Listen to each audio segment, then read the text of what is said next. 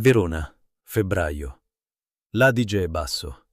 Alle 6:42 del mattino trovano un corpo sotto Ponte Nuovo, lato Lungadige San Giorgio.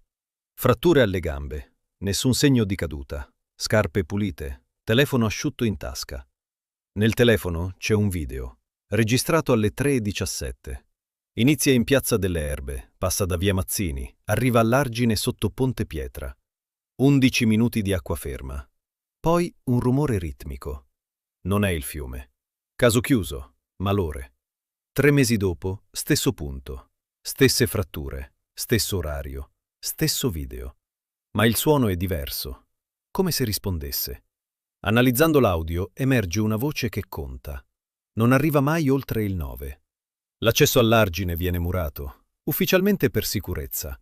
Ma chi passa di notte lungo l'Adige dice che alle 3:17, sotto il ponte, il ritmo si sente ancora. E non viene dall'acqua.